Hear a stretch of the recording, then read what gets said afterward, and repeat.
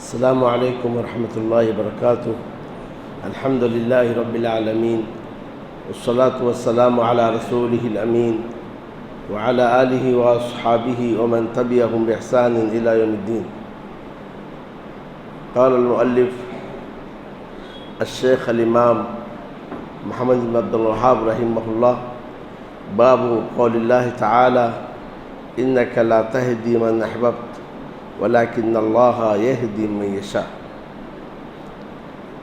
برادران اسلام اور خواتین، مؤلف رحمہ اللہ نے اپنی کتاب التوحید میں توحید کی حقیقت کو مختلف حیثیت سے اجاگر کرنے کے بعد، یعنی اس کی اہمیت، اس کی فضیلت اور اس کی ضد شرک کی قباحت، اس کی جانب دعوت اور اس کے معانی اور مفہوم کو اجاگر کرنے کے بعد شرک کے مختلف مظاہر بتلائے، جیسا کہ کڑا پہننا، دھاگا باندھنا، تعویذ لٹکانا اور اس طریقے سے تبرک، غیر اللہ کے نام میں ذبح، غیر اللہ کے لیے نظر، استغاثہ، استعانت اور استعاذہ، ان ساری چیزوں کو بیان کرنے کے بعد مؤلف رحمہ اللہ شرک کے بطلان کے لیے یہ ہے کہ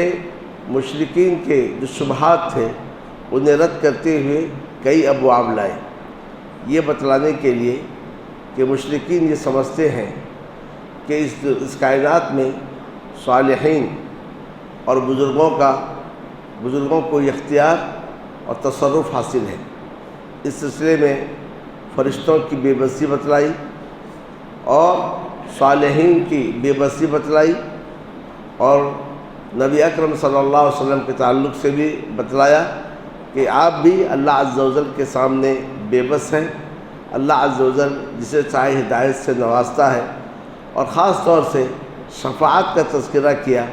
لوگ شفاعت کے آڑ میں بھی شرک کرتے ہیں اور شفاعت کو اپنے شرک کے لیے ذریعہ بناتے ہیں، تو بتلایا کہ قیامت کے روز جو شفاعت ہوگی وہ ساری کے ساری شفاعتیں اللہ کے لیے ہیں۔ اللہ جس سے حکم دے گا وہی شفاعت کرے گا، اور جس سے اللہ عز و جل راضی ہوگا اسی کے لیے شفاعت کی جائے گی۔ تو لہذا شفاعت کا بھی کسی کو حق نہیں ہے جب تک کہ اللہ عز و جل اجازت نہ دے۔ ان ساری باتوں کو بیان کرنے کے بعد اس کڑی کی آخری باب یہ ہے کہ اللہ تعالیٰ کا فرمان، اے نبی آپ جسے چاہے ہدایت نہیں دے سکتے، لیکن اللہ جسے چاہتا ہے ہدایت سے نوازتا ہے۔ یہاں پہ جان لیں ہدایت کی دو قسمیں ہیں۔ ایک وہ ہدایت ہے جس کا نام ہے ہدایت ارشاد، اور دوسری وہ ہدایت ہے جس کا نام ہے ہدایت توفیق۔ قرآن مجید میں ہدایت کو کبھی اس معنی میں استعمال کیا گیا ہے تو کبھی دوسرے معنی میں استعمال کیا گیا ہے۔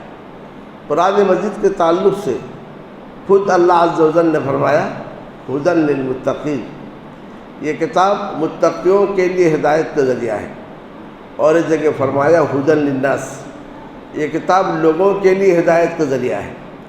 تو گویا دونوں جگہ ہدایت کے الگ الگ معنی ہیں۔ جہاں یہ کہا کہ قرآن مجید لوگوں کے لیے ہدایت کا ذریعہ ہے، تو اس کا مطلب یہ نکلا کہ قرآن مجید ساری کی ساری انسانیت کو، چاہے مسلمان ہو یا کافر، متقی ہو یا کہ فاجر انسان، سب کو قرآن مجید ہدایت کا راستہ بتلاتا ہے۔ ان ھذا القرآن یہدی للتی ہی اقوم، یہ قرآن وہ راستہ بتلاتا ہے جو بالکل سیدھا راستہ ہے۔ تو گویا قرآن دونوں راستے بتلاتا ہے، حق کا راستہ کون سا ہے، گمراہی کا راستہ کون سا ہے۔ لیکن جہاں یہ کہا ہے ھدی للمتقین، قرآن مجید متقیوں کے لیے ہدایت ہے، تو وہاں اس کا مفہوم یہ ہے کہ قرآن مجید سے ہدایت انہی لوگوں کو نصیب ہوتی ہے جو لوگ تقوی اور پرہیزگاری اختیار کرتے ہیں۔ تو اس سے بات معلوم ہوئی کہ ہدایت کی دو تقسیم ہے، ہدایت توفیق، ہدایت ارشاد۔ دوسرے مفہوم میں آپ یہ سمجھ سکتے ہیں، آپ کسی کو راستہ بتلا دیں کہ آپ ایسا جائیے، پھر سیدھا موڑیے، پھر بائیں موڑیے، اور آگے کا جو راستہ ہے وہ آپ کا راستہ ہے۔ یہ ہوا ہدایت ارشاد، یعنی رہبری کی ہدایت. دوسرا یہ ہے آپ اس کے ساتھ جائیں اور جا کر اس راستے تک اس کو پہنچا دیں. یہ ہے ہدایت توفیق. تو گویا کسی کو رائے حق پر چلانا یہ صرف اللہ عز و جل کا حق ہے. اللہ عز و جل کے سوا کسی کو یہ اختیار نہیں ہے کہ کسی کو وہ رائے حق پر چلا سکے. لیکن رائے حق دکھلانا یہ ہر ایک کا کام ہے. اللہ تعالیٰ بھی رائے حق دکھلاتا ہے، اور اسی طریقے سے انبیاء کرام بھی رائے حق دکھلاتے تھے. اِنَّكَ لَتَهْدِي إِلَىٰ صِرَاطٍ مستقیم. اے نبی آپ صراط مستقیم کی ہدایت دیتے ہیں. اس کا مطلب صراط مستقیم لوگوں کو بتلاتے ہیں، یہ نہیں کہ صراط مستقیم پر لوگوں کو چلاتے ہیں. وَلِكُلِّ قَوْمٍ هَادٍ. ہر قوم کے لیے ہم نے ایک ہادی کو بھیجا، یعنی راہ دکھلانے والے کو بھیجا. تو وہ اس بات کے ذریعے سے مؤلف رحمہ اللہ بتلاتے ہیں کہ ہم انبیاء، صالحین اور بزرگوں کے تعلق سے غلط عقیدہ رکھ کر ہمیں چاہیے کہ ہم شرک میں واقع نہ ہوں، کیونکہ ہدایت پر چلانا یہ صرف اللہ عز و جل کا کام ہے. جب ہدایت پر چلانا صرف اللہ عز و جل کا کام ہے تو پھر ہمیں چاہیے ہدایت اسی سے طلب کریں. اللہم اہدنا فی من ہدیت. اے اللہ تو ہمیں ہدایت دے ان لوگوں میں جنہیں تو نے ہدایت سے نوازا ہے. یعنی ہمیں ہدایت کے راہ بھی بتلا اور اس راستے پر چلا. آج کتنے ایسے غیر مسلم ہیں جو ہم سے زیادہ اسلام کو جانتے ہیں، بلکہ اسلام پر انہوں نے PhD کی ہے لیکن ہدایت نصیب نہیں ہے. ابو طالب نبی صلی اللہ علیہ وسلم کے چچا تھے اور اسلام کے لیے انہوں نے ہر قسم کی قربانی دی، لیکن اس کے باوجود ہدایت نصیب نہیں ہوئی. نبی صلی اللہ علیہ وسلم نے دعا کی، اے اللہ 2 عمر میں سے کسی ایک کے ذریعے اسلام کو طاقت پہنچا. 2 عمر کون تھے؟ عمر ابن خطاب اور دوسرا ابو جہل، اس کا نام تھا عمر ابن ہشام. گئے 2 عمر میں سے عمر ابن خطاب یا عمر ابن ہشام، دونوں میں سے کسی ایک کو توفیق دے کر اسلام کو طاقت پہنچا، قوت پہنچا. اللہ عز و جل نے اس دعا کو عمر ابن خطاب رضی اللہ تعالیٰ عنہ کے حق میں قبول کیا، مگر ابو جہل کفر پر مرا اور جہنم حاصل ہوا. تو گویا ہدایت توفیق اللہ تعالیٰ کے ہاتھ میں ہے. جب ہدایت توفیق اللہ تعالیٰ کے ہاتھ میں ہے تو ہمیں چاہیے اللہ تعالیٰ سے ہی ہدایت طلب کریں. اور یہیں سے یہ بات معلوم ہوئی کہ نبی اکرم صلی اللہ علیہ وسلم جو سارے مخلوق میں سب سے افضل ترین مخلوق تھے، سب سے افضل ترین شخصیت ہے، اور جو سارے اولاد آدم کے سردار ہیں، وہ بھی کائنات میں اللہ عز و جل کے سامنے بے بس ہیں. تو لہذا جو مخلوق، جو ذات بے بس ہو، وہ اس قابل نہیں ہے اسے پکارا جائے، یا کہ اس کی دعائی دی جائے، یا اس سے ہدایت طلب کی جائے، یا کہ اس سے مدد طلب کی جائے، یا کہ اس سے فریاد کی جائے. فریاد صرف اللہ عز و جل کی ذات سے کی جائے جو قوی ہے، جو قادر ہے، جو کائنات میں تنہا تصرف کرتا ہے. اس سلسلے میں مؤلف رحمہ اللہ نے ایک حدیث ذکر کی ہے جو صحیح مسلم اور دیگر کتابوں میں ہے. عن ابن المسیب، سعید ابن مسیب رحمہ اللہ سے مروی ہے، ایک کبار تابعین میں تھے. وہ اپنے باپ سے روایت کرتے ہیں. وہ کہتے ہیں لما حضرت ابا طالب الوفات، جب ابو طالب کی وفات کا وقت قریب آیا، یعنی جانکنی کا عالم، یا کہ اس سے پہلے حالات ایسے ہوتے ہیں کہ انسان سمجھ لیتا ہے کہ ابھی مرض الموت میں ہے، دنیا سے جانے والا ہے. جاءہ رسول اللہ صلی اللہ علیہ وسلم وعندہ عبداللہ ابن ابی امیہ و ابو جہل. نبی صلی اللہ علیہ وسلم اپنے چچا کے پاس آئے تو دیکھا یہاں عبداللہ بن ابی امیہ بھی ہے اور ابو جہل بھی ہے.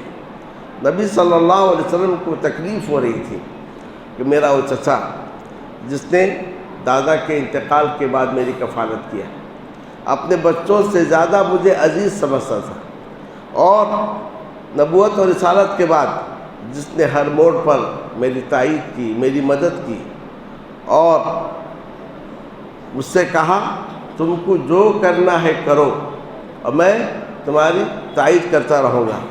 تو ایسا چچا آج کفر اور شرک پر مر رہا ہے. کفر اور شرک پر مرنے والے کا انجام سب کو معلوم ہے. تو نبی صلی اللہ علیہ وسلم نے اپنے چچا سے کہا یا عمی قل لا الہ الا اللہ اے میرے چچا بس زبان سے لا الہ الا اللہ کا اقرار کر لو، کلمۃ وحاج لک بہا عند اللہ، یہ ایسا کلمہ ہے اگر آپ زبان سے ادا کریں میں اللہ کے پاس اس کی وجہ سے بحث کر سکتا ہوں، یا ہے کہ میں شہادت دے سکتا ہوں کہ میں کہہ سکتا ہوں کہ میرا چچا توحید پر مرا ہے یا کہ اسلام پہ مرا ہے۔ یہاں سے ایک بات معلوم ہوئی کہ ابو طالب دل سے نبی صلی اللہ علیہ وسلم کی صداقت کا اقرار کرتے تھے، دل سے ان کا اس بات پر ایمان تھا کہ نبی صلی اللہ علیہ وسلم سچے ہیں، لیکن زبان سے اقرار نہیں کر رہے تھے، دل سے اقرار کر رہے تھے۔ کیسے معلوم؟ ان کے اشعار میں ایک شعر ہے وَلَقَدْ عَلِمْتُ بِأَنَّ دِينَ مُحَمَّدٍ من خیر ادیان البریۃ دینا، مجھے یقین ہے کہ محمد کا دین سارے ادیان میں سب سے اچھا دین ہے، اسی لیے تائید بھی کرتے تھے لیکن زبان سے نہیں کہہ رہے تھے۔ اس کا مطلب یہ بہت سارے لوگ ہیں حق کو جانتے ہیں لیکن بعض اسباب کی وجہ سے اس کا اقرار نہیں کرتے۔ یہ مسئلہ حق ہے، یہ مسئلہ حق نہیں ہے، یہ مسئلہ قرآن و حدیث سے ثابت ہے، یہ مسئلہ قرآن حدیث سے ثابت نہیں ہے، لیکن اس کے باوجود انسان اس کو مانتا نہیں، اقرار نہیں کرتا۔ کیوں؟ کہ اس کے ساتھ مسائل ہوتے ہیں۔ اگر میں اس مسئلے کو لے لیا گھر والے ناراض ہو جائیں گے، خاندان ناراض ہو جائے گا، معاشرے میں مجھے بائیکاٹ کیا جائے گا، یا کہ میری نوکری چھن جائے گی، بہت سارے مسائل ہوتے ہیں۔ تو ابو طالب اپنے قوم کے سردار تھے اور انہوں نے یہ سوچا کہ میرے لیے عار ہے کہ میں اپنے بھتیجے کے دین کو اپنا لوں، تو لہذا نبی صلی اللہ علیہ وسلم نے آخری لمحے میں کہا دل سے تو آپ اقرار کرتے ہیں کہ میرا لایا ہوا دین سچا ہے، لیکن زبان سے تو ایک بار اقرار کر لیجیے، کیونکہ اللہ عز و جل کے پاس ایمان دل سے اقرار کرنے کے ساتھ زبان سے اقرار کرنے کا بھی نام ہے۔ یا عمی قل لا الہ الا اللہ، اے میرے چچا لا الہ الا اللہ کہو، یہ ایسا کلمہ ہے جس کے ذریعے میں اللہ عز و جل کے پاس آپ کے لیے جھگڑا کروں گا، یعنی میں اللہ سے کہوں گا کہ میرا چچا توحید پہ مرا ہے، تو لہٰذا اسے جنت نصیب فرما۔ فقال له، ادھر نبی صلی اللہ علیہ وسلم اپنے چچا سے کہہ رہے ہیں، ادھر وہ دونوں جو بیٹھے ہوئے ہیں، کون؟ عبداللہ ابن ابی امیہ اور ابو جہل، یہ دونوں نے کہا ابو طالب سے اترغب عن ملت عبد المطلب، عار دلا رہے ہیں، زندگی بھر آپ اپنے باپ عبد المطلب کے دین پر رہے، کہ مرتے ہوئے اپنے باپ عبد المطلب کے دین سے آپ منہ پھیر لیں گے، عار دلا رہے ہیں۔ تو انسان کبھی کیا ہے، حق کو جانتے ہوئے جب قبیلی عصبیت اس پر آ جاتا ہے، خاندانی تعصب آتا ہے، حق کو قبول نہیں کرتا ہے۔ فعاد علیہ رسول صلی اللہ علیہ وسلم، اللہ کے رسول نے اپنے بات کو دہرایا، اے میرے چچا ایک بار کہہ دو لا الہ الا اللہ، میں اللہ کے پاس گواہی دوں گا کہ آپ توحید کا اقرار کرتے تھے۔ پھر وہ دونوں کہے اترغب عن ملت عبد المطلب، کیا آپ آخری وقت میں عبد المطلب کے دین سے منہ پھیر دو گے؟ تو یہ ایک ایسا وقت تھا کہ دنیا سے سفر کر رہے ہیں، ادھر نبی صلی اللہ علیہ وسلم ایک چیز کی دعوت دے رہے ہیں، ادھر یہ دونوں جو ان کے ساتھی تھے اور قوم کے سردار بھی تھے، یہ دونوں عار دلا رہے ہیں۔ آخر یہ ہوا ان کی زبان سے آخری بات جو نکلی وہ یہی نکلی هو علی ملت عبد المطلب، یہ نہیں کہا میں عبد المطلب کے دین پر ہوں، کہا وہ عبد المطلب کے دین پر ہے۔ تو گویا ایک غائب کا صیغہ استعمال کیا، یہ بھی چاہا کہ میرے بھتیجے کو تکلیف نہ ہو، کہا وہ عبد المطلب کے دین پر ہے، اور اسی کے ساتھ روح پرواز کر گئی اور روح نکل گئی۔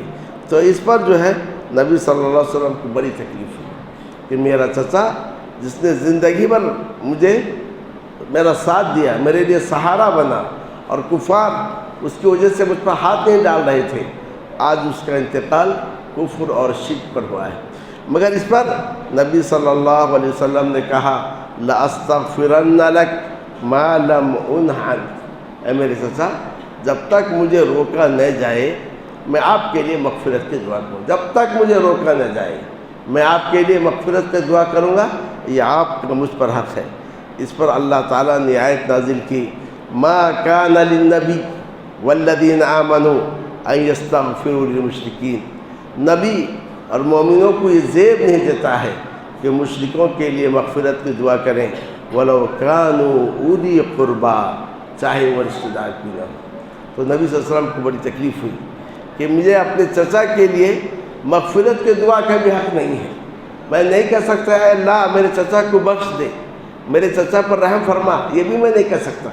तो नबी सल्लल्लाहु अलैहि वसल्लम को फिर मज़ीद समझाया गया और ये आयत नाज़िल हुई, ए नबी इन्नका ला तहदी मन अहबब्त, कायनात में इख्तियार तसर्रुफ़ का हक़ आपको नहीं है, ये तो हमारा हक़ है। आप जिसे चाहे हिदायत से नवाज नहीं सकते, वलाकिन अल्लाह यहदी मन यशा, लेकिन अल्लाह जिसे चाहता है हिदायत से नवाजता है। रब्बुल आलमीन ने अबू जहल को, जो अपने कौम का सरदार था, बड़ा दिमाग वाला इंसान था, अबू लहब को, जो अपने कौम का सरदार था, हिदायत से नवाजा नहीं, कुफ्र शिर्क पर मरे। उसके मुकाबिल में बिलाल हबशी जो ग़ुलाम थे, सुहैब रूमी जो ग़ुलाम थे, अल्लाह अज़्ज़ व जल ने उन्हें हिदायत से नवाजा। तो ये किसे अल्लाह हिदायत से नवाजेगा वो जानता है। तो गोया हिदायत तौफ़ीक़ अल्लाह ताला के हाथ में है, और हिदायत इरशाद ये सबकी ज़िम्मेदारी है। जब हिदायत तौफ़ीक़ सिर्फ़ अल्लाह ताला के हाथ में है तो इसका मतलब कायनात में वाहिद मुतसर्रिफ़, वाहिद इख्तियार रखने वाले ज़ात अल्लाह अज़्ज़ व जल है। इसीलिए हमें चाहिए कि रब्बुल आलमीन की जानिब लौटें और बुज़ुर्गों के, सालिहीन के, औलिया के सहारा को अपना कर हम अल्लाह ताला के साथ शिर्क न करें। हम इनसे वही चीज़ मांगें जो इनके इख्तियार में है, लेकिन जो इनके इख्तियार में नहीं है वो चीज़ हमें उनसे मांगनी नहीं चाहिए। जो चीज़ अल्लाह के इख्तियार में है वो अल्लाह के हुकूक में से है, तो लिहाजा वो चीज़ अल्लाह अज़्ज़ व जल से ही मांगनी चाहिए। ये जो 3 अबवाब गुज़रे हैं, ये बाब, इससे पहले बाब शफ़ा, और उससे पहले फरिश्ते सहमते रहते हैं, और उससे पहले क्या उन्हें शरीक ठहराते हो जिन्होंने कुछ पैदा नहीं किया है। इन 4 अबवाब के ज़रिए से मुअल्लिफ़ रहमहुल्लाह ये साबित करना चाहते हैं कि हमने कि मुशरिकीन के जो शुबहात हैं कि ये अल्लाह के नेक बंदे हैं, अल्लाह ताला के पास इनका मुकाम है, इनके ज़रिए से हमारा बेड़ा पार हो जाएगा, इसकी नफ़ी की जा रही है। अल्लाह अज़्ज़ व जल के सामने किसी को कोई इख्तियार नहीं है। जब किसी को इख्तियार नहीं है तो हमें चाहिए अल्लाह अज़्ज़ व जल से ही अपना राबिता रखें, अपना ताल्लुक़ रखें और अल्लाह अज़्ज़ व जल से ही मांगें, क्योंकि सब कुछ उसी के हाथ में है। गौर कीजिए कि अबू जहल को हिदायत नहीं मिली, अबू लहब को हिदायत नहीं मिली, लेकिन उसके बिला मुकाबिल में बिलाल को, सुहैब को और दूसरों को हिदायत मिल गई, सलमान को हिदायत मिल गई। तो अल्लाह ताला जिससे चाहता है हिदायत से नवाजता है। तो लिहाजा आज अल्लाह अज़्ज़ व जल ने हमारे अतराफ़ कितने ऐसे लोग हैं जो हमसे बड़े मालदार हैं, हमसे ज़्यादा हैसियत वाले हैं, हमसे ज़्यादा कमाने वाले हैं, सेहत वाले हैं, अल्लाह ने इससे महरूम रखा है। अल्लाह ताला ने हमें इस्लाम नवाजा है, तो हमें चाहिए इसे हम ज़ाय न होने दें, बल्कि गौर करें कि हकीकी इस्लाम क्या है। हकीकी इस्लाम तौहीद है। तौहीद किसे कहते हैं, और इस तरीके से फिर उस तौहीद को अपनाएं, हर किस्म के शिर्क से अपने आप को और अपनी ज़ुर्रियत को दूर रखने की कोशिश करें। क्योंकि आप 100 बार अपने आप को मुसलमान कह दें, लेकिन अगर शिर्क आपके पास है उस इस्लाम का कोई एतबार नहीं है। इस्लाम नाम है तौहीद का। अल्लाह अज़्ज़ व जल को उसके अफ़आल में एक जानना, उसके इख्तियारात में एक जानना, उसके अस्मा और सिफ़ात में एक जानना, और जो उसके हुकूक़ हैं उसी के लिए ख़ास करना, यानी उसी की इबादत करना, किसी और की इबादत नहीं करनी। तो यहाँ तक ये सिलसिला ख़त्म हो गया। इसके बाद मुअल्लिफ़ रहमहुल्लाह शिर्क के असबाब बयान करते हैं कि ये तो शुबहात थे, मुशरिकीन का तज़किर किया। अब आगे इंशाअल्लाह मुअल्लिफ़ रहमहुल्लाह शिर्क के जो असबाब हैं, आखिर शिर्क कैसे दाखिल होता है, किन रास्तों से दाखिल होता है, वो बयान करते हैं। अल्लाह रब्बुल आलमीन से दुआ है कि रब्बुल आलमीन हमें तौहीद को समझने की तौफ़ीक़ अता फ़रमाए और उस तौहीद पर कायम रखे, और इसी तौहीद पर अल्लाह अज़्ज़ व जल हमें वफ़ात दे।